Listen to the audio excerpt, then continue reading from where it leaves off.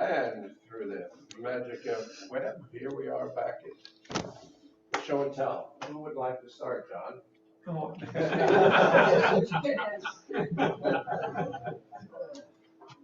All right, I'll start off with saying that it's not finished, but continuing progress on the lighthouse tank, Beech. Give me a moment to switch the camera. Would it be easier just to put it here on the light, John? We'll bring That's the what I camera thought. to you. Oh, why? You want to use this camera? Somehow or another, I found the opportunity to get some paint on this thing with all the storms and humidity we've had last month. But,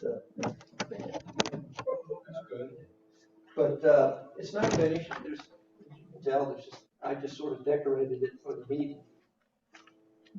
And, Get rid of that I'm window. not gonna talk a lot about how it was made, what it's made from and all, because that sort of crosses into what your tech talk's going to be. Go right ahead. So, as I think you remember, I said last time, I'd like to make a model so that you can take it apart. Yeah. So for down the road, when you're long gone, if someone deems it worthy of restoration, they can do it without a whole lot of trouble. And so, as it stands right now, things will come off the model. But it's made such that that's this That come off. you can take the pilot house off, and you can take the lid off the pilot house, and you can show the detail that's in there. It's not quite finished. There's a chart table and a bookcase that will still go in there. And some of the impetus of this extra detailing is because we have to follow somebody like Gene. So I can't just give you an empty pilot house. But constructed in such a way that ventilators just slip off. This one here is kind of unique. You have to rotate it 90 degrees, roughly 90, before it will slip off. And then there's a screw down at the bottom of that little barrel right there. And that screw holds this deck in place. And then if you take the casing off here, there's a screw that holds the deck house onto the hull. John, are you gonna have a sheet with Yeah. locations and all the screw points? No, I think we'll leave it So the as a first history is for to whoever has to. take it apart without destroying it? And there's a screw holding the engine casing in place. But the davits right now will slip in and out. The boom is work. Anyway, I'll just leave it up here so that you guys can look at it if you want to. Can we take it apart? The swivels work up here for when Are you saying wood screws or machine screws with a embedded nut? Everything's held in place with the wood screws. How long did it took you to build? Well, if you look back on history, I probably started this model about 8, 9, 10 years ago. Okay. It was a case of got the plans, got the material, cut the lifts, glued the hull together, and the deck, and then it sat on the shelf. And when it was its turn, it came off the shelf, and we started to work on various details and stuff. But I guess I brought it to the model stand to really work on it seriously about 3 years ago. So just the 2 days a week or 2.5 days a week has gotten to this point here. I'm hoping maybe 2 more months and we're done. So, but anyway, What scale is it? 1/4 inch to the front on the 48. So there you go. Is this model, Yep, sorry. is the hull a solid hull or a plank hull? It's glued up lifts, and as you know from me talking on building hulls, the center lift has got most of the material removed, so that expansion and contraction of the wood over time doesn't tear apart. So, want to. Yeah, I just, is this for your personal collection or are you building it for No, somebody? this is my collection. I'm done with commission. Okay. So, and, but anyway, I'm having fun. Thank you. Very good. Good. Thank you. Got to get something to show there.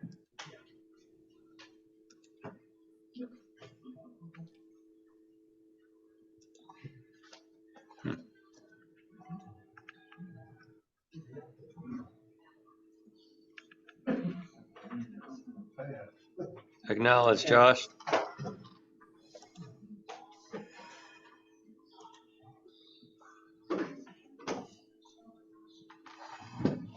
I had brought this in once before.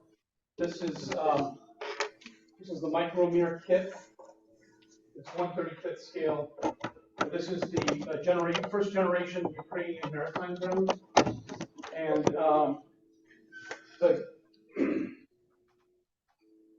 they've changed so much that it's hard to keep up. Plus, they don't really publish a lot of information about these. But when this Oh, am I? I'm not seeing it. Oh, but it was on the room. Something else. I was prepping for later and it was on the screen here, not on the Okay. web. okay. My fault. Okay, anyway, so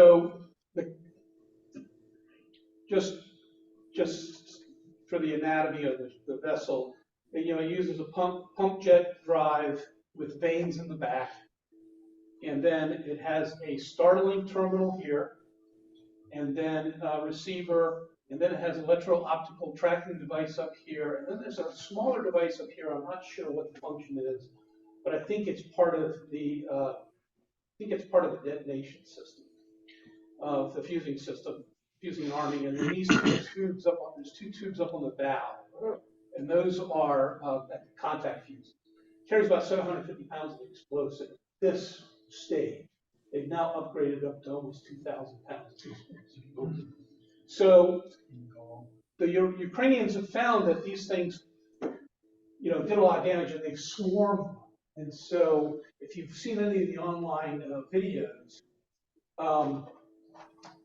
they'll hit a ship, blow a hole in the side, and then steer the next drone into the hole, and then steer the next drone into that.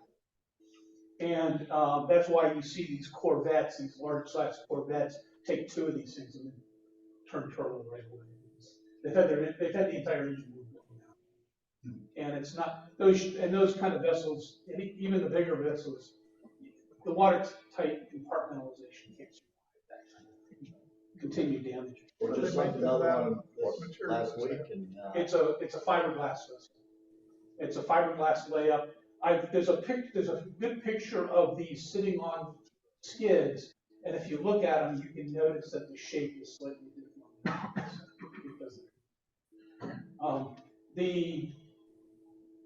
This vessel is black, but if you paint it black, you won't see it. Just absorb. So what I did was I painted it black, and I took a very dark gray, and then I oversprayed it very thinly, highlighting the horizontal surfaces more than the vertical surfaces, and then I went back and dry brushed and picked the edges and really detailed something.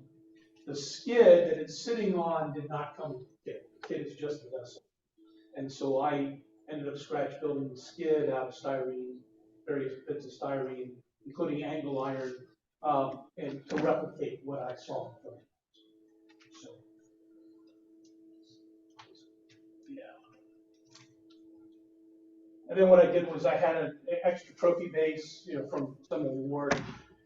I'd already taken the trophy off, and so I just laid a piece of styrene down, inscribed it, took a burring tool, and made a weathered concrete tool for the city. So, and then I had built this guy about 30 years ago. Ukrainian peacekeeper. So he's got the right markings on his sleeves if you look. But anyway, just to give you a sense of scale for it. Since if you just see it on the skid, it's a little hard to tell. That's all. So how many of those could you make for the price of one littoral combat ship?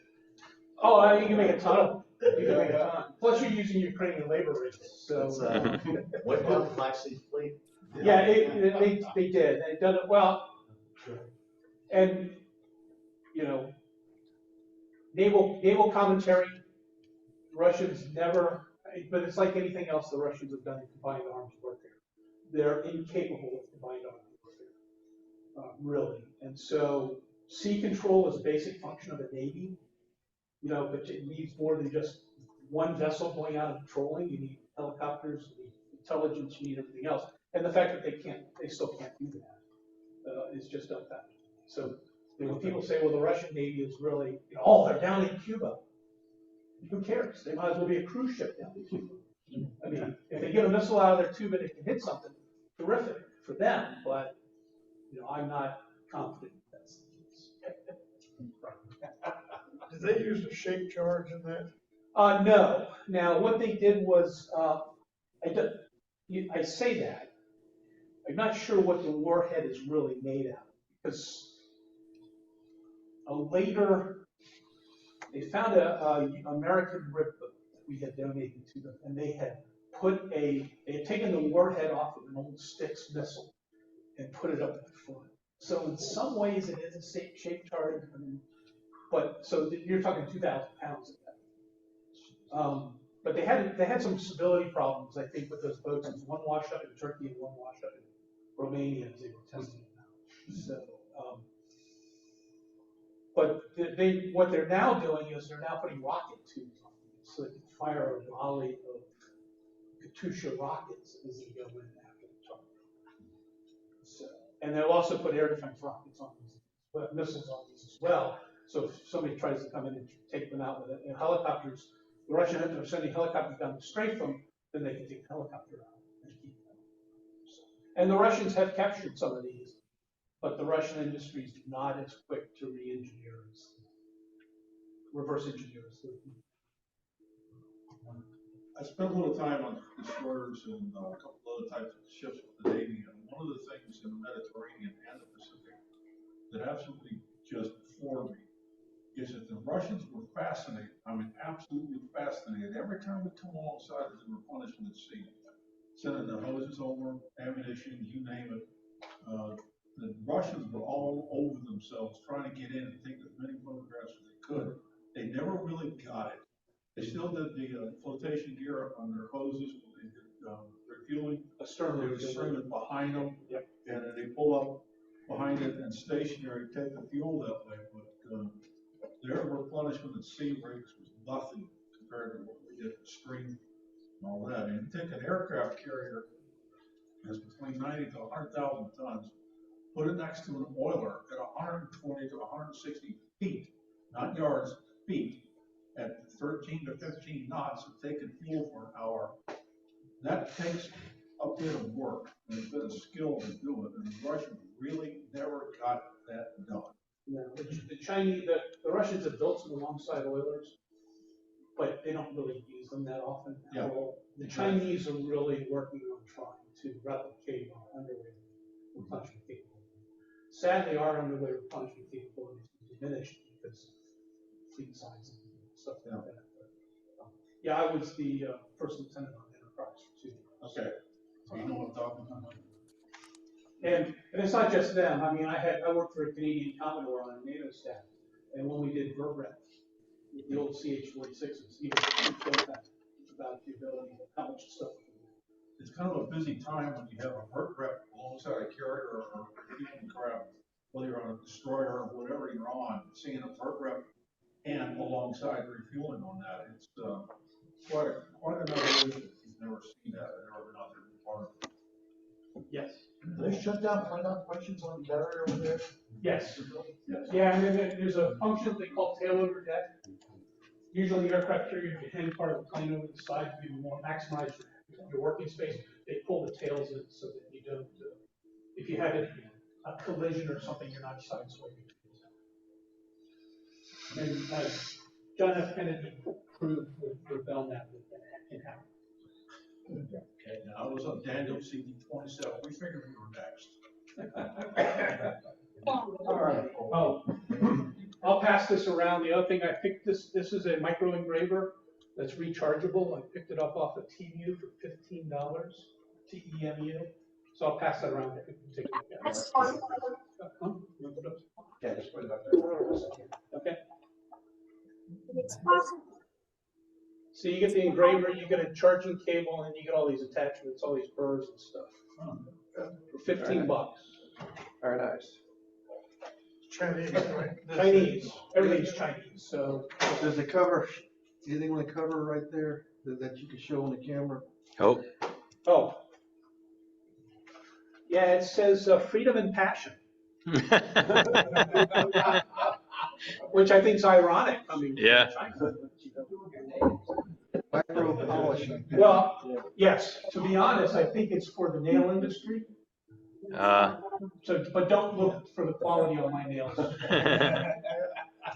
All right, Warren, you got something there?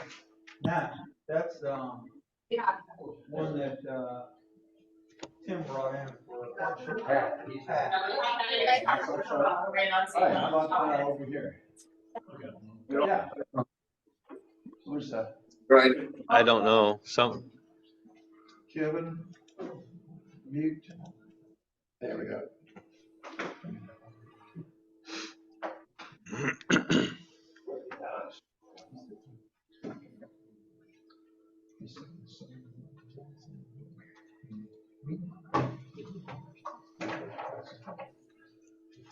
Look, a removable roof. All of mine are removable.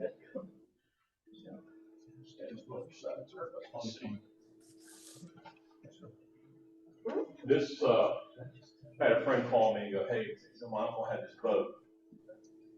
The only picture we have of it's a crappy Polaroid, and it's faded. But he says, my other cousin wants, can you build me one? Sure. They know it was a deadrise from up here in the bay somewhere. It ended up in the Carolinas where it was damaged. The bow was staved in, so half the bow is staved and the other side is chunked where they made a repair. All right. The boat was used in marine construction. It had to be modified. The house was wrecked. They ripped the house off of it. These guys aren't boat builders, so they built a house. They called it the dog house. He said it's got full-size doors and everything, but I'm working from everybody's memory. When they ripped the house off, they used plumbing fixtures and all kinds of garbage, because he said my uncle, God love him, never bought anything brand new. He says if this 1958 Dodge dump truck broke, the engine went into something else, or they cut the frame off of it, made it a trailer.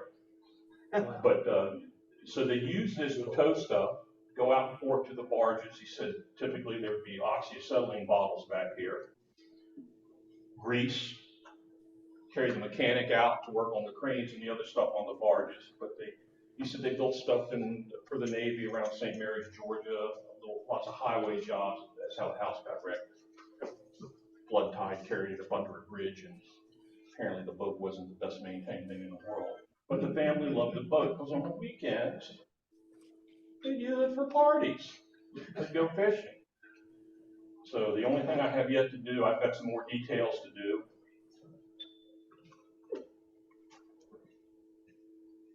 Finish a few things inside the house.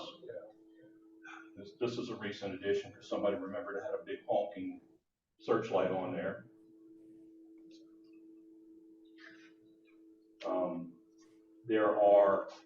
This had to be added for OSHA or some garbage. There's a ladder that goes here and they can switch from side to side. There's a couple other things here. Said I would never build a boat by committee again, but this was kind of fun. It had anchors and cables, and he said, you know, they take it out on the weekend, and he said his female cousin, Saturday before the prom, they're out fishing, and she used a bad word, burns her hand on these rails going forward to drop the anchor for them. But they had a lot of fun memories, and they've all looked at this so far and given me a few suggestions. So the decals for the name, boat's name is red after Johnny Newman the Rebel. That was Uncle's favorite show. But he used all kinds of scrap and garbage on it to put it together. They did have the length and the beam, so I kind of worked off that. And the picture of the house is from the back. And just a few odds and ends they told me, and I got a whole 8.5 9-by-11 sheet from my pal of all the stuff they know and remember from it. So it's kind of cool to do that. A lot of personality. Yeah. And he said, it was dirty and nasty, and that's the way I like to build my boats. So he said, there's always grease, and he said one time one side of it was coated, they had to spray a bridge with that silver bridge paint.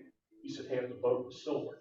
Because the wind's carrying the paint and everything. It was kind of fun. It was real fun to do it. So once I get this on it, and I think October it goes to, it's a family reunion where it's going to kind of get unveiled. So I got a few ideas again. It's belong to your uncle. A friend of mine, his uncle owned the company in Florida, and they went from road construction to marine construction for bridges and piers and things like that. Yeah, but I think it's good that you're using this model to kind of facilitate that memory. Yeah, It was kind of cool. He said everybody started the things they remember. Oh, the other thing is his Aunt Ruby would sit in the back, one of those folding lawn chairs with the woven thing. I don't want to tell you how much brass I've screwed up trying to make that, because one of the guys in the other club can make those things. They look perfect. All right. I'm sure they remember these things after you've already built it, and you A have to couple of them, undo yeah, them. but the searchlight. Yeah. So I added that. I got to finish the paint on it and everything, but Not a searchlight or anything. I made that junk. Just fits the model, right?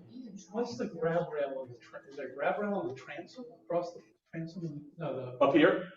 across the back of the boat. Oh, this. No, on the stern. The transom, the flat. You got a couple of, looks like a railing? Right there, yeah, what's that? It's a wet exhaust. Oh, okay. That was like the village pump. Well, there's no exhaust for the motor, so it comes out under the deck. Right. Instead of on the side, it comes out the Yeah, stern. and then they had to modify the fuel tank, and because he said one time they snapped the lid of it off. But so I asked where the boat ended up. He said in the mud. Yeah, it's outlived its service life, and they just pushed it up in the mud, and that was it. He said they stripped everything off of it they could. And someplace near outside of Jacksonville in the mud. Wow. Not to be remembered, so you don't get the EPA doesn't come. The other thing he said, not only the searchlight, he had a whole bunch of those 12-volt lights you used to have in your car, search spotlights, because it's Trouble lights. Sometimes to start, but again, it was really fun, and he's seen it. His other cousin has seen it. They're really happy with it. I'm happy that it turned out okay. And it's got bumpers on the front that are really truck tires. That makes a good radio control. I tried that once. That ain't gonna happen ever again. Very good. No, that's it. Thank you. Very nice. All right, Mr. Caelan, I believe you're up next. Time has come.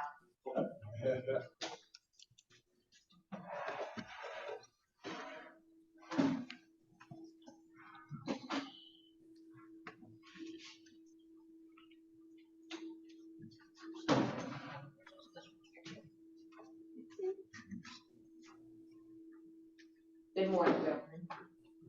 Good morning. All right.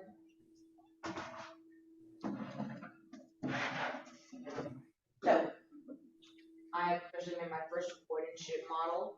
It's shown in instruction. And it's Hold it kind down of, low for us, so you can get the camera. There you go. What's the kit? it is the, Oh, Swift? yeah, the Swift. Oh, okay, boy, Yeah. jump right into it. And I tried using rubber bands like with the hole a little because the whole block's kind of bend. So maybe you guys have some advice, like some tools I could use. Ask afterwards. I'd like to do that a little because Yeah, we'll talk about how to clamp that Very good. And about the clipper ship, I decided to name it the Great Republic of 1853.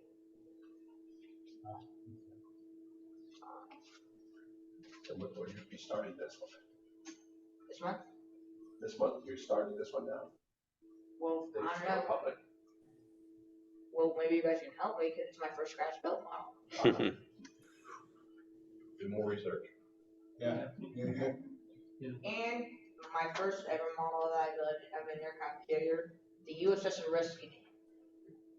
You all right? This model is dedicated to my great grandfather because he has been on board this ship. And he was an electrician. And he still has his ranking badge.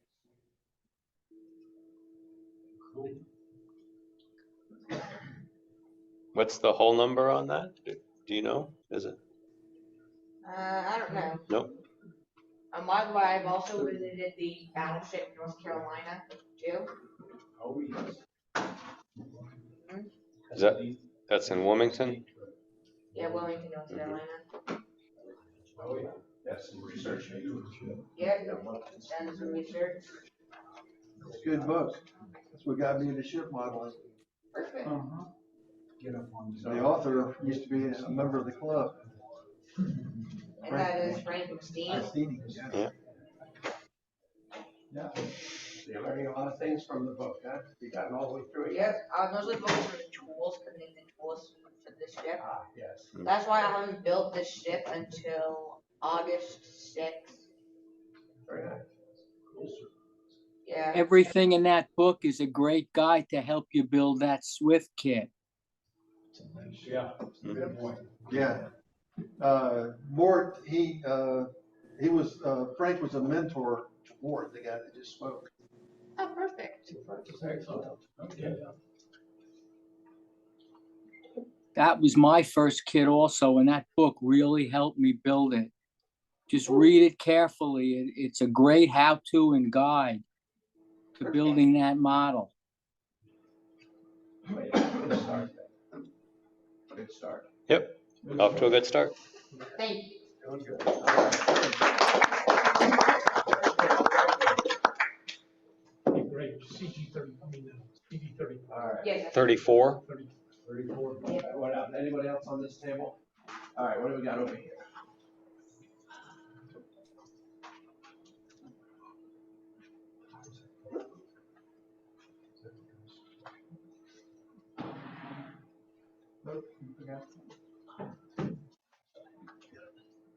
Let me start with my longboat progress. I was actually hoping to have a little more done.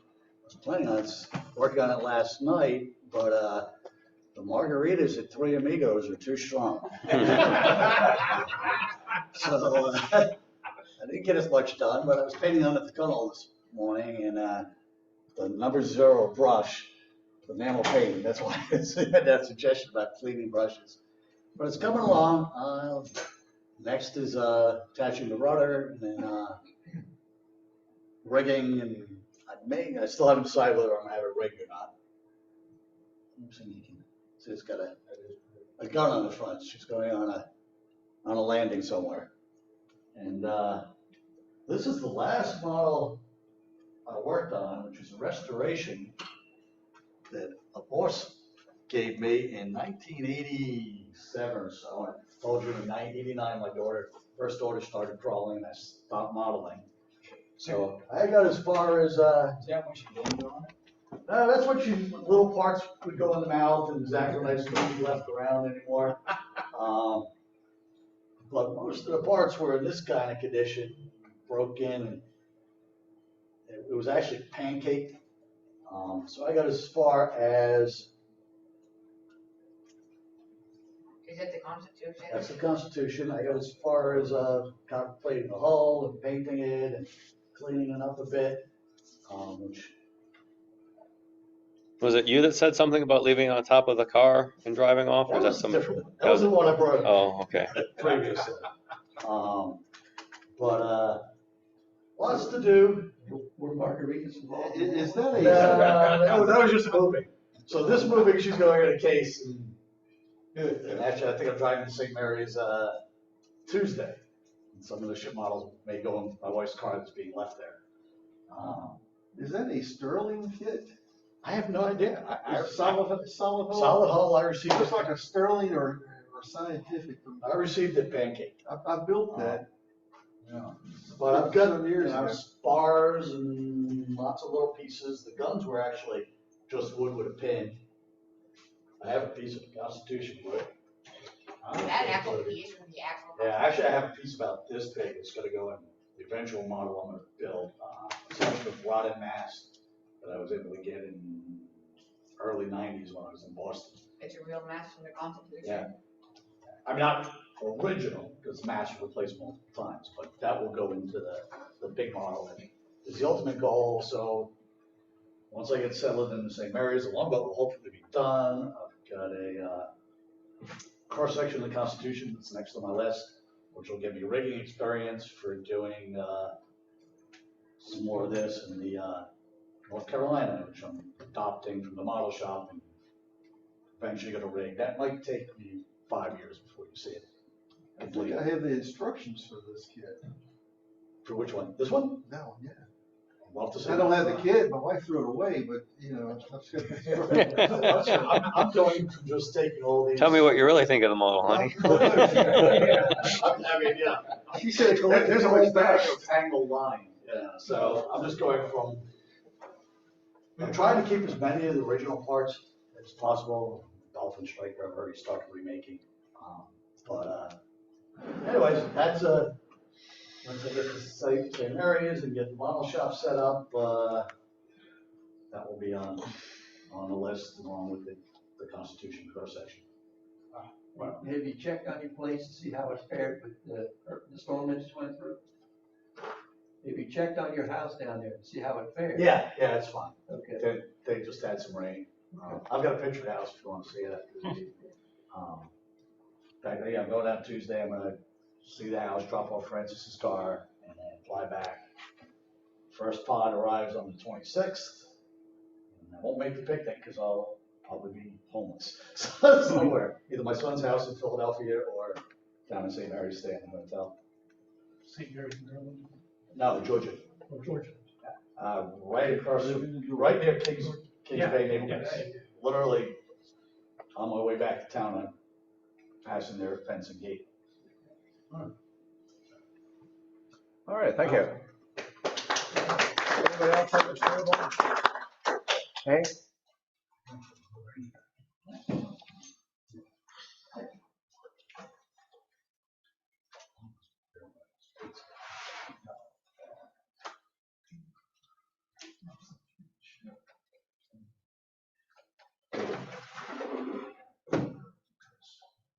Okay, this is Royal Caroline, the royal yacht of two King Georges, and its designation is HMY, not HMS, which is not His Majesty's ship, it's His Majesty's yacht. So this was their plaything, and it's got a lot of bling on it that'll come up, a lot of gold, statue, chevrons, and everything else.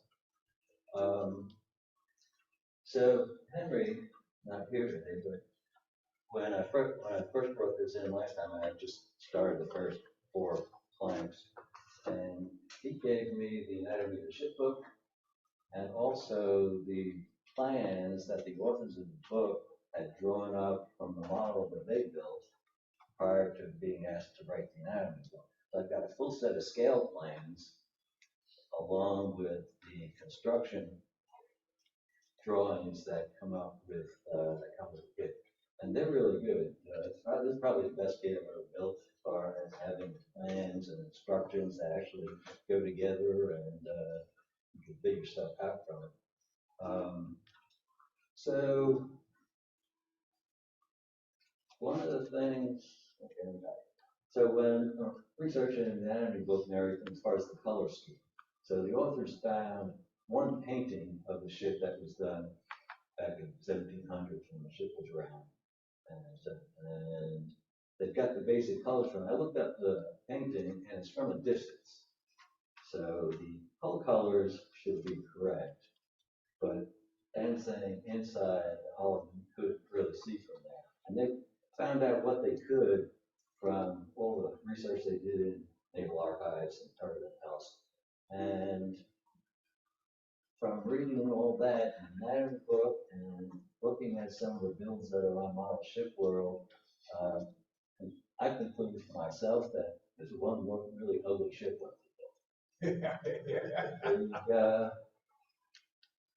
The inner bulwarks, the royal cabin front, the inner transom are all supposed to be painted red. All of the window frames and the quarter galleries and the rails, the main rails, cap rails, are all painted black. And all of the stanchions and bits, they're all red. And that's just too garish for me. I said, no, not my house. I have to look at this every day. Yeah. So I'm going to be using some black and some red as homage to the original colors of the ship, like I made the whales black, and I put the entry patterns, make them black. And they weren't sure, they mentioned in the anatomy book that the gun carriages were either natural or red. So I'm going with red to add a little bit more color to it. It's a yacht, it's supposed to be a happy ship. Yeah. Dress and stuff. So And red's a happy color. yeah, and red, yeah, we like that. So anyway, I took some of Lee's advice, and he liked to, instead of using paints and colors and everything, try and use wood to simulate the color of the wood. So I swapped out all the walnut with mahogany, and I know mahogany is one of those woods you're not supposed to really use on mollusks, and I preferred wood because of the grain and everything. But for what I'm doing, the grain is an additive to it. So I'm going with the artistic look on it. So the color of the wood comes through a little bit, but the walnut, when you finish the walnut, it just comes out like a dull brown. So I like the red, more reddish color, working with the mahogany, putting all that on. On the cabin windows and the quarter galleries, I wanted to simulate sky reflection on there. I've done that in the past. I paint that's actually called sky blue, and I've used that on some events and everything. But I printed out a picture of some clouds, sky and clouds, and then cut them up and put them as inserts in the quarter galleries and in the main cabin windows there. I think that's about where I am. Everything is done now. I'm working on a lot of the deck furniture that's on the side of the mounted nose pieces. Once I get back working on it again. Anyway, I'm liking it. Is that from a kit?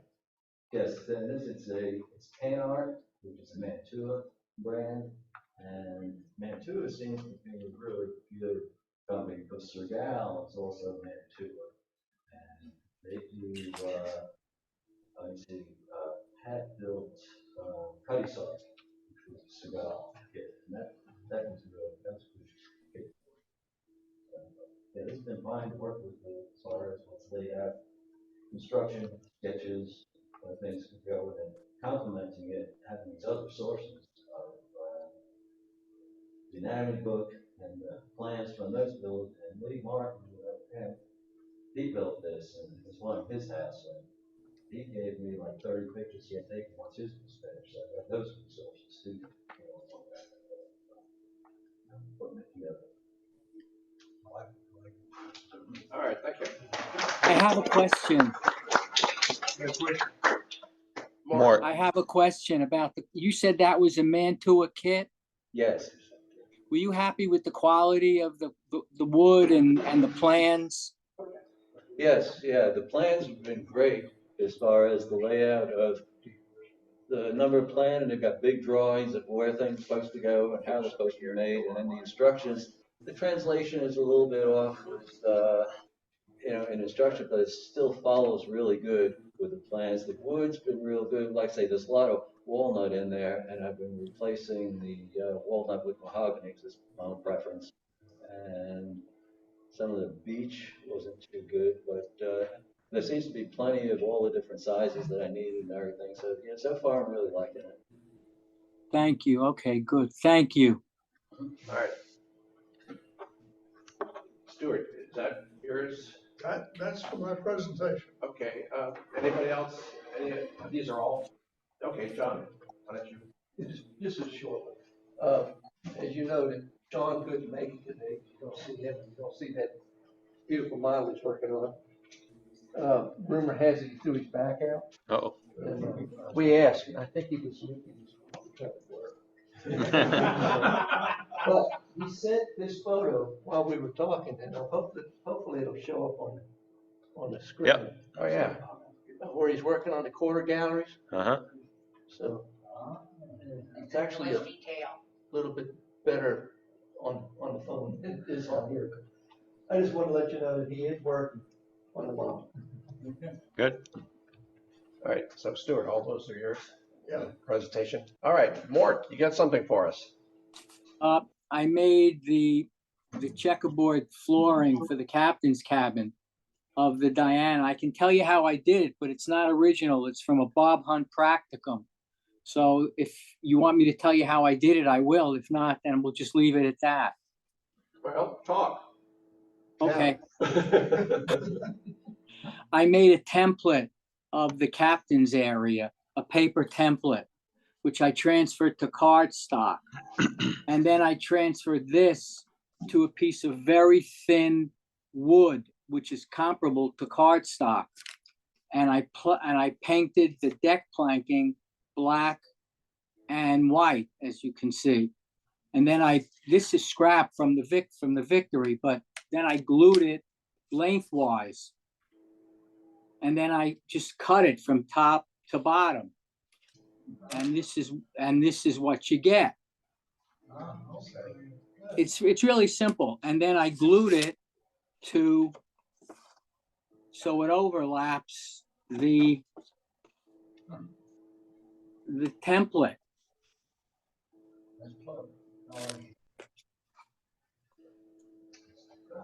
Then you just stagger them. You see, and then I trim the template, and I'm going to fit the template when I'm ready to do it. And that's basically how you do it. It's really simple. Good. That was a good thing. I like that.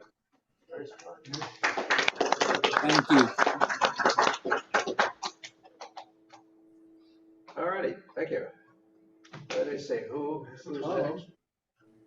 Tom. Tom, you there? I'm here. Oh, there you go. You Okay. got something to... So Tom's at Joshua's house today because we're going to make a base for the Titanic, which is for all intents and purposes complete. Let me just move this around. I don't know if you can see it. That's huge. That's a shot. Where am I? Hold on. That's definitely man cave. Nice clean shop. Okay, you can see this here. This here. This is a 1/4-inch thick plexiglass case that I purchased from Pop Displays online. Oh, wow. Okay. They do an excellent job. You can't really see on the screen too much. It comes packed very, very well in a cardboard box. And it has cardboard underneath so you don't scratch the top. And the packing's held on with tape, with a strap. What was impressive about this is all of the glue joints have 0 bubbles in them. They are pristine, which I have to tell you, my Liverpool case was custom built. And while it was excellent job and fit exactly, there were some bubbles in the edges. Not a lot, but a few. Not seeing this case before that case looked fine. Now looking at this case, it didn't look so good. Now, lesson learned from when I worked on the Liverpool was that you buy the case, you buy the cover, and then you make the base.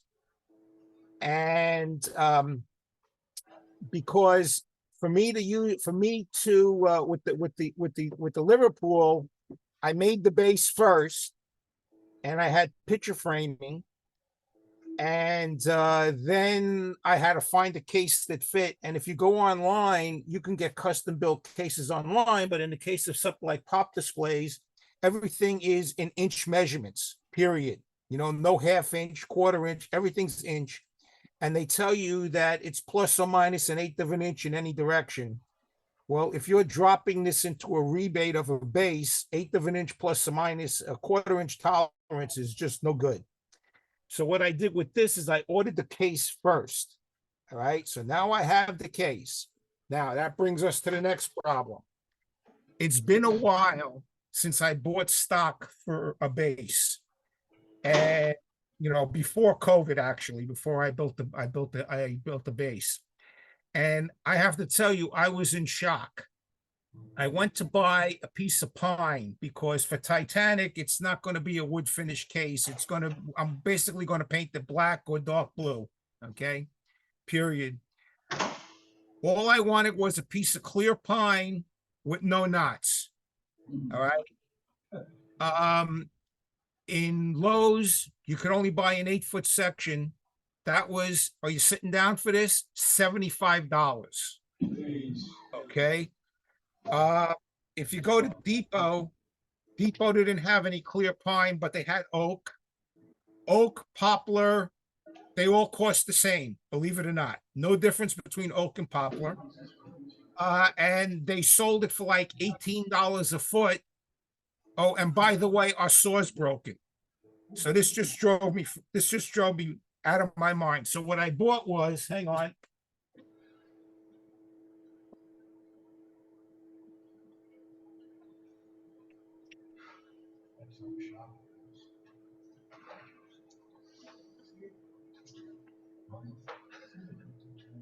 Bought this. Okay. This is project board. I got this from Lowe's. This I got for a priestly sum of $8. Okay. It's 3/4 of an inch thick, and it's comprised of pine boards glued together. And since I'm going to paint this thing, it really doesn't matter. It's got a few knots and imperfections on it, but because this board is 12 inches wide and I only need 11, I could cut it to miss the knots. So that's what I'm using here. Now, what I'm going to do is, the reason why I'm down here with Josh is Josh has the tool. So I'm going to cut this down, and then I'm going to route a groove around it. And then I'm going to drop the head, the cover into the groove, like I did with my Liverpool and like many other people do. So we got the rotor, we got the table saw. Now, second shock, okay? With Liverpool, I put a gold picture frame around the circumference of it, and that gave me where my rebate was to put the hood down. The person that I dealt with, he's not in business anymore, so I went looking around. I looked online for places where I could buy a simple frame, and I'm going to paint it, so it really didn't have to be ornate or anything like with the Liverpool. It just, you know, this is a steel ship, nothing really spectacular. I found prices from $10 to $35 a running foot, believe it or not, for picture frame material. So I just said, you know, I mean, I could charge my client for it, who's a friend of mine. I'm not doing that. This is just crazy. So what I got instead,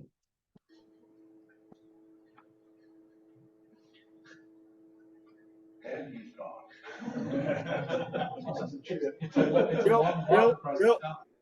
real simple.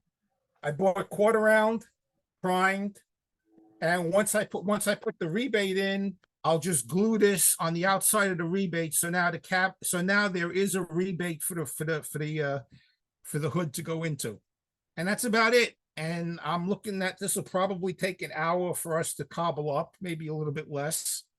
And then I'm going to paint it I'm gonna ask him what color he wants. For me, I'm thinking I was gonna just paint it matte black, so it doesn't take away from the model. Right now, the Titanic model, which is at home, sits on a walnut a walnut base. I may keep it on the base, or I may just mount it directly to this. I'm not so sure, but I think black would be fine for Titanic, for that kind of ship. If I was building a sailing ship, obviously I'd use oak. I stain it, etc., etc. But for a passenger liner, you don't. A big thing with me is that you don't want to detract from the model, making the base too ornate. So that's where I'm at with this. So that's it. Next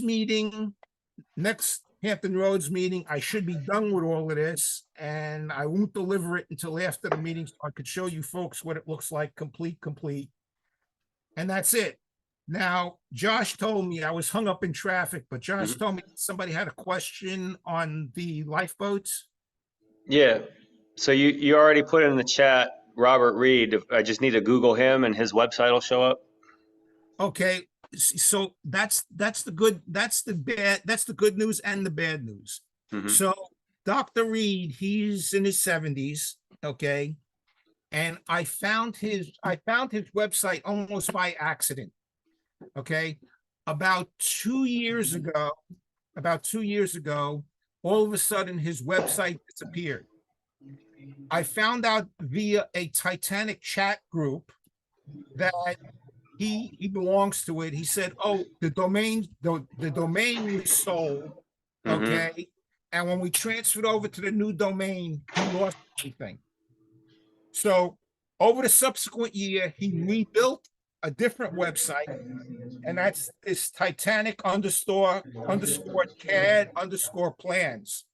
Okay. Would you mind typing it into the chat or asking Joshua to do it? I just typed it in. Oh, you did? Yeah. Okay. All right. Now that's the website. Okay. But that's down now. And it's down now. That's down now. And what I found out, and I forget exactly how I found out, is that he decided he's not doing it anymore because either he keeps on getting pirated or something went on. So I have a lot of information on my personal computer that I downloaded because I kind of figured after the first time this happened, I figured this might happen again. So I downloaded a bunch of stuff. So if you've got a specific question and I happen to have the background material, no problem, I'll send it to you. I have to double check, but I think that he said he's only building a large scale lifeboat of the Titanic. So that's all he would need was lifeboat information. Okay. Yeah, he did have a paper on that. He's got plans, and I also have a book, which I don't remember. Next month or between meetings, when I get back home, I can pull it off the shelf and give it to you. In there are plans for the lifeboat, but it's a book. Okay. Yeah, this is just for somebody who asked a question on our Facebook site. So we'll give them whatever information we can without going through too much trouble. All right, like I said, I when I get home, I can get you the name of the book. All right, cool. Thank you. Hey, Tom, where did you get your cover from? Excuse me? Where did you get your cover from? The case? Pops. Pop Displays. POP Displays. It's an online company. Now, I will tell you, this case is 34 by 11. Okay, 34 by 11 by 11, 1/4-inch plexi, $325. 1/4 inch, pretty thick. Yeah. Well, because of the 34 inch, I went with 1/4 inch. I could have went with a little bit thinner, but I figured with the longer length. They do have cases with bases. I could have got this case with a black bottom, but it's a plexiglass bottom and it's glossy. That's not gonna do it. Okay, that was another $30. So Um, for yeah. your mail order situation, I agree with you about getting the case first, but for anyone who's working with somebody local, like the place that I went and that Gene's gone to several times, if you bring them your base, they'll make sure it fits, and it's up to them to make sure it fits. So Exactly. depending on who you're working with, you can do it Yeah. that way also.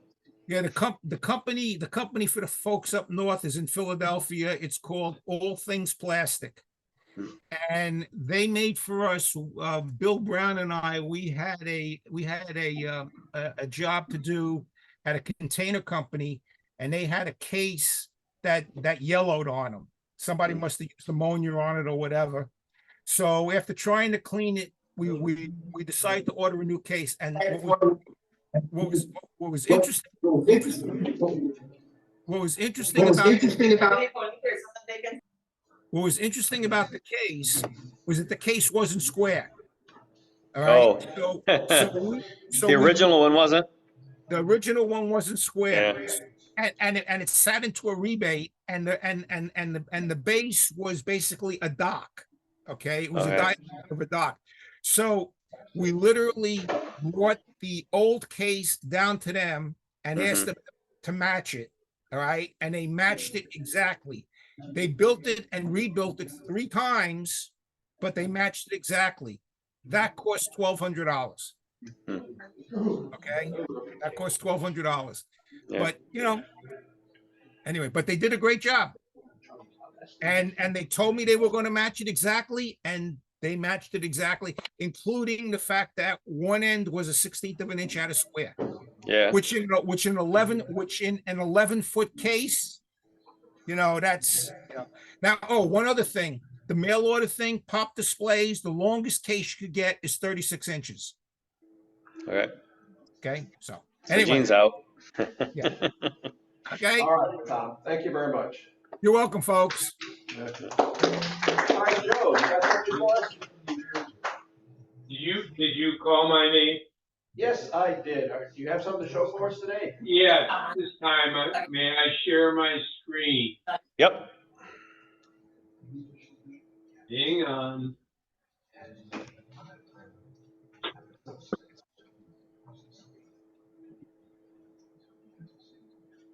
All right. Can you all see that? Cheerful, we see it. That's cheerful. Whoop, now we don't.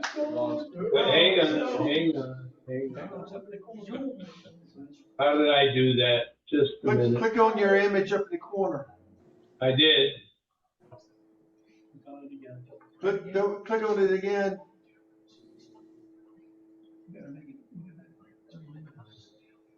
Let me mute this. Hang on.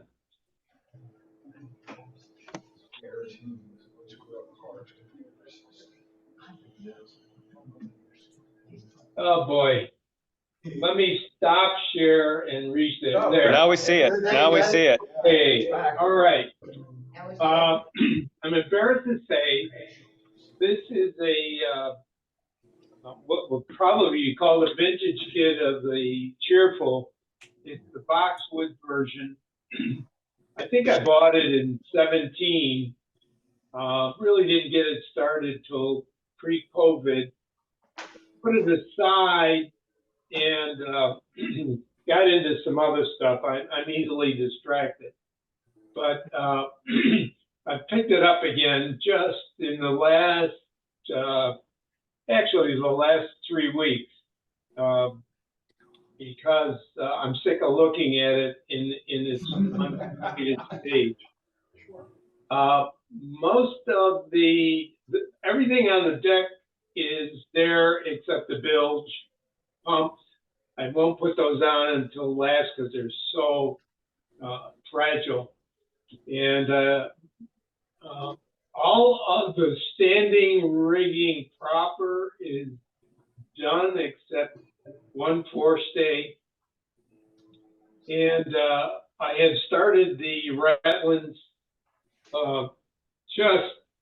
maybe 4 or 5 weeks ago, and when I looked at them again, I said they're ugly, so I ripped them all off, and then I started it again.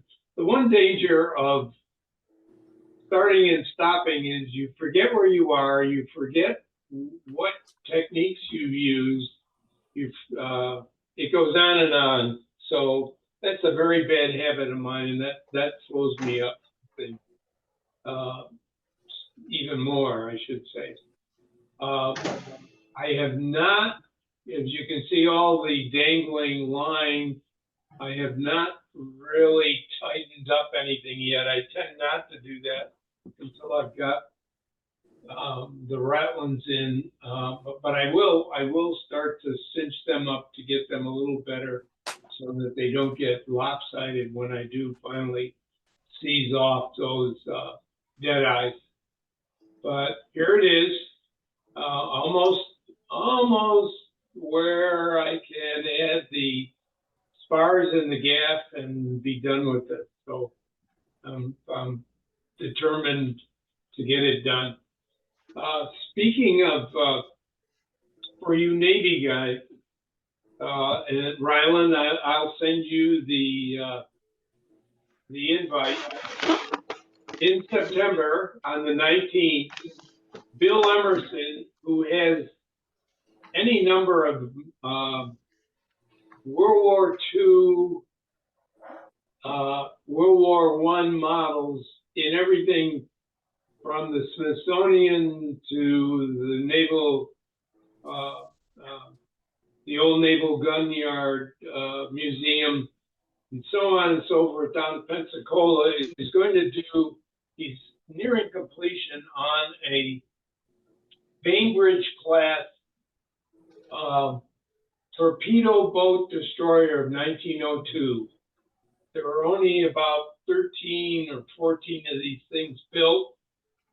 He's going to cover his construction of the Dale, which was one of the first part of that class, the Bainbridge class.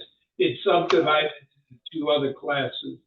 So we will be doing that in September, and anybody that's interested down there, you're entirely welcome to join us. I'll also be doing something on the mechanics of building acrylic display cases.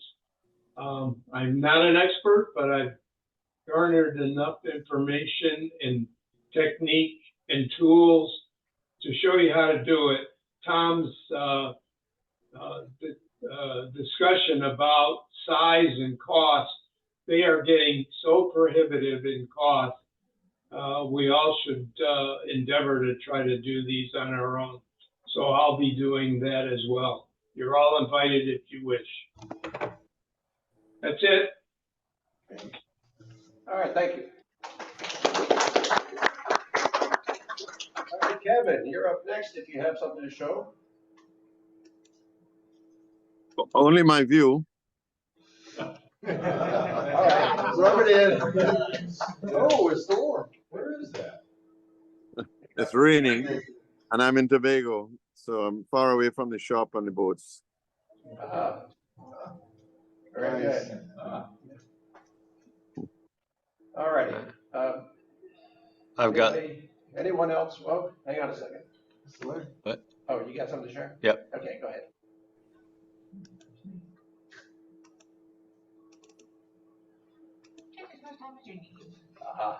All right, so update. 1-to-1. 1-to-1. So progress on the shop.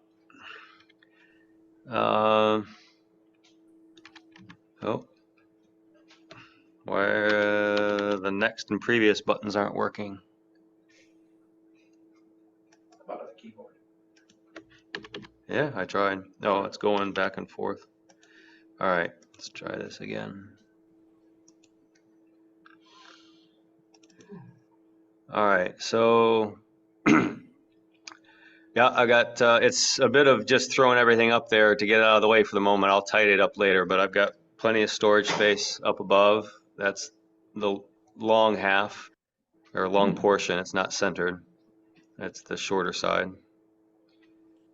And just a few views here. So you can see on the upper right, the air conditioner is installed. Got all the painting done. View from the back.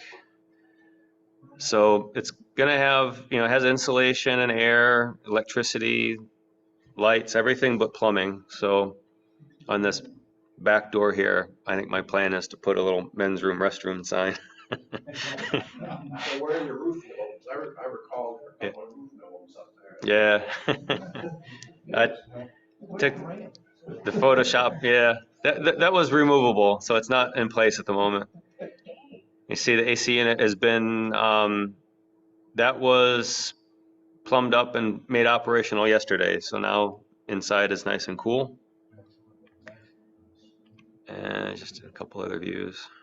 If you had some plumbing, I'm sure you could rent that out right now. Yeah, that I thought about it for about 2 seconds. I said enough money's been spent on this. The plumbing probably double the cost. Yeah. But, Murphy said. so I installed everything that you see here as far for the AC unit. They just showed up and ran the line set between inside and outside units. Oh, yeah.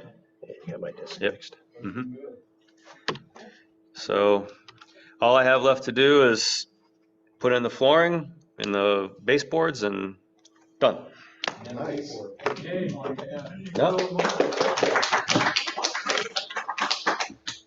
Gene, you gonna show your Arizona? Well, if nobody else has anything, we're moving in that direction.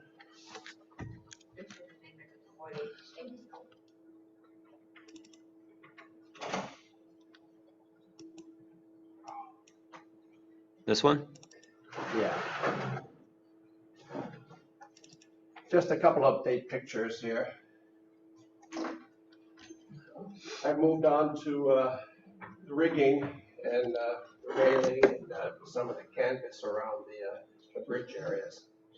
Just some close-ups so I could see what I need to fix. And I would encourage people to take a lot of close-up pictures of their boats as they work on it, because you will be amazed at what the camera will see. And old Eagle Eye John here, if you look carefully, I'm sure you'll find those things that have already been fixed. So, okay, you can go on to the next. Just another. That works. Details. You can take control. Oh. Okay. Just lots of myriad little things. You see it yet, John? No. All right. Anyways, just some close-ups of the deck area. Quick question on the turrets. No, turrets are kit molded turrets. No, actually, these were printed because they were backdated to the earlier turrets. The railing around the base of the turret, is that an awning support? That ring assembly? I've always seen it and I have no idea what it is. Well, in later years, they hung the paravanes on them and some other stuff on them. Yeah. But I guess they could also be awning supports. I honestly don't know what they were used for. I mean, they hung the life rafts on them, the big oval rafts. So they were probably multi-purpose. Laundry, yeah. And the accommodation ladders. This one was cobbled up a couple of them so that I could create the stepped version. And that's as it would have been towards the stern area. But those are the photo etched ones. Some of the rigging details for the lifeboats and so forth.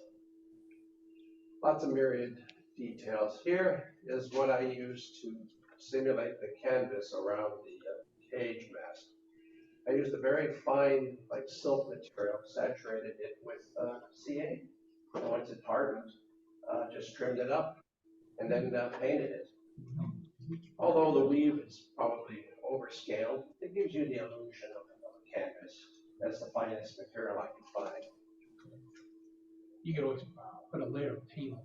Well, yeah, no, I filled up the grain with as much paint as I could. But you step back a couple of feet, you're never going to see it. And this is my attempt at doing aerial, radio, fasting and stuff, and was the source of a new vocabulary.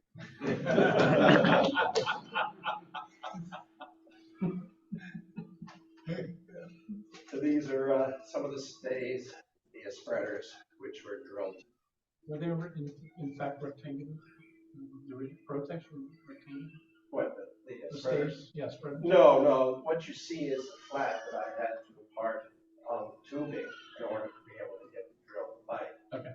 But by the time you paint it, you're never going to see it. No, just, because I have to do the same thing. Yeah, no, it's impossible. The drill bit will walk all over the place. You have to flatten it in order to get it started. But yeah, here's the template for the antennas.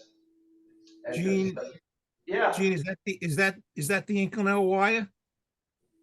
No, actually, it is Ushi easy line stuff. I'll show you the Okay. picture at the end. But this particular one is, I think, 0.003. It comes in a variety of sizes, all the way down to 0.001, which is almost impossible to even see, and more impossible to work with, because it's fixed to everything and just static will just make it go flying around. And here are some of the mock-up, the antenna's ready to be installed. Really hard. And this is one that I have on display here. And since it is stretchy, it'll straighten out nicely once you get it mounted. So how long does that stretchy material last? Well, all I need is about 20 years. That's funny. It's a synthetic. Yeah, I mean, if you don't overstretch it, I mean, it has a lot of elasticity and it's pretty strong. I mean, it should last a while. It probably, heat will probably be affected, but Humidity does too. This is the product I'm talking about, and it comes in a variety of sizes, anywhere from 1,000s to 5,000s, and it's pretty remarkable stuff. You want to get the camera going? I'll kind of scan the boat briefly.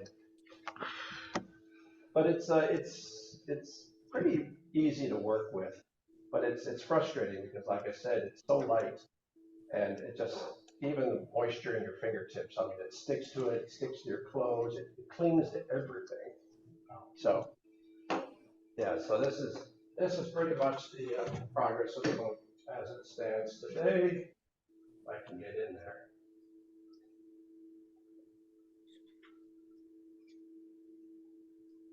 More for the benefit of those that are online, so that.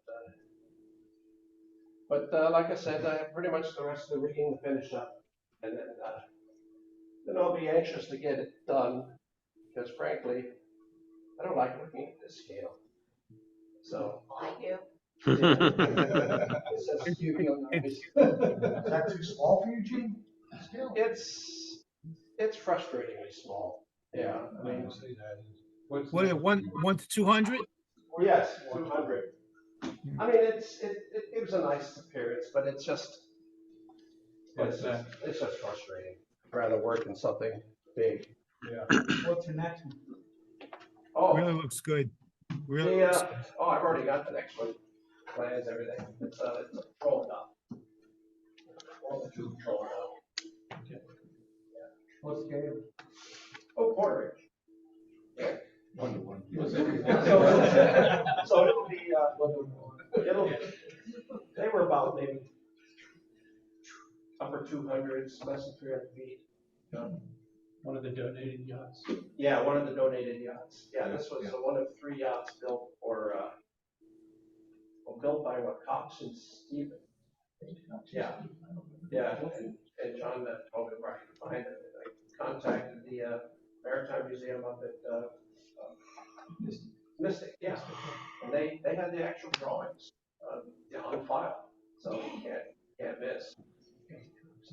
Yeah, it just happened to be it was one of the vessels that my father-in-law served aboard, so it'll be a companion piece to the DE she also served on. They were doing, those vessels were doing ASW prosecution in Oh, I know. Long Island Sound. Oh, I know. Yeah. They had hedgehogs, they had, Yeah. probably mousetrap, and depth charges, and 20s on them. Oh, yeah. Yeah, the owner never got his boat back. But, yeah, there were three sisters made of that same vessel, so I'm armed with decent drawings and anxious to start whittling dust again and get away from this. I mean, this was a nice project. I mean, it was fun doing, but I'd rather do something more scratch. Not that this isn't.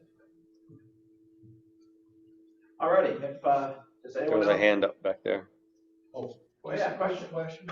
I can see it as a kid. Was the hull, the half hull itself, was it solid or? No, the foundation of this model was the Trumpeter Arizona. I used the hull as a foundation and modified it to reflect the 1916 look of the ship as it was originally built. And that's pretty much all that I used for the kit. Were you asking if it came as a waterline model or if it was modified? Was that your question? Well, the Trumpeter kit has a hull that can be attached. It's a full model of the. It's an upper and lower. Yeah, Comes in upper two and lower. pieces, so you get to choose? Yeah. Yeah. So I just used the waterline because I intended to put it in a water set at anchor.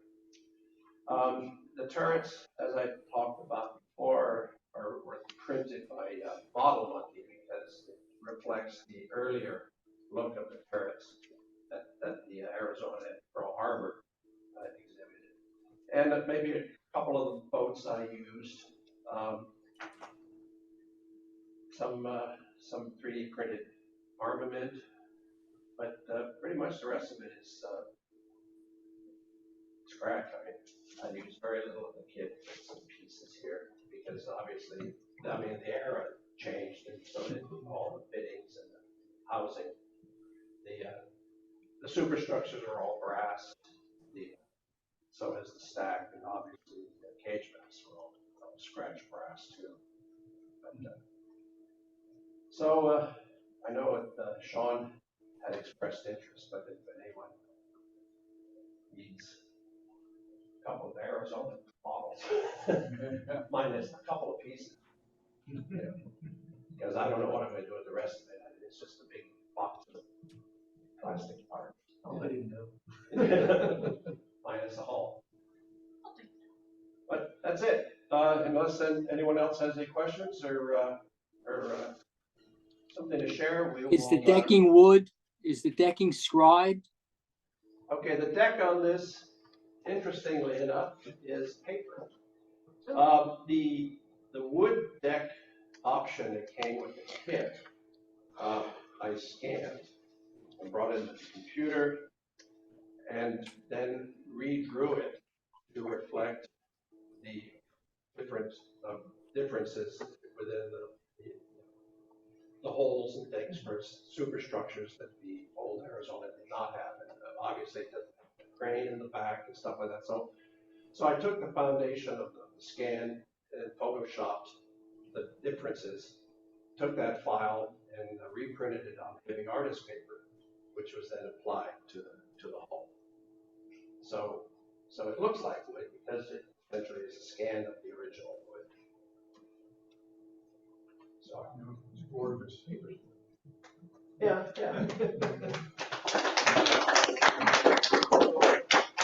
Well, this is not going to be the last you see it. I'm sure that there'll be a presentation. Let's go back in infinite detail. Let's go back to the That's the problem. Oh, the photo of the problem? Oh, he's already canceled it.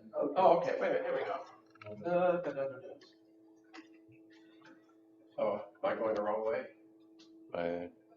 I've got, I was zoomed in, so not, it locked the switching point. Oh, there we go. All right, you got.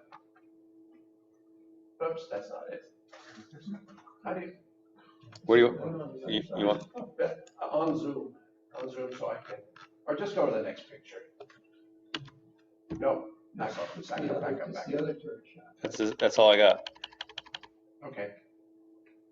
There it is. Right there. See where the mismatch, is that what you're talking about? What? Little mismatch in there. Oh, you mean talking about around the This right here. I don't know. That's just really beautiful. We're talking about this right here? Yeah, that's already fixed. I saw that. Yeah. That's I just knew you said it, so I fixed it before I brought it in. There you go. See, this is an example of the sort of things that the camera will see. You know, I don't know how long it's been there. It's been there forever, probably when I installed it. But the camera saw it right away, so take pictures and make lots of, Tell it to the hand. No one else will notice. Unless I show this picture, Simply nobody would have. magnificent. So going back to my shed, I was on Facebook and someone posted a before and after picture of light switches. Yeah. It never occurred to me until then to worry about where the screws were, but it said before and after. If you know, you know. And it's like the first one, the slits are pointed in all different directions, and then after they're all perfect. So I had to go around and make sure all of my slits on my screws were straight up and down. Yeah. But it never occurred to me until I saw it. Now I can't unsee it. Right? That's the phrase these days, right? I can't unsee that. All right. Well, we will take a brief pause and then get ready for Stuart's presentation.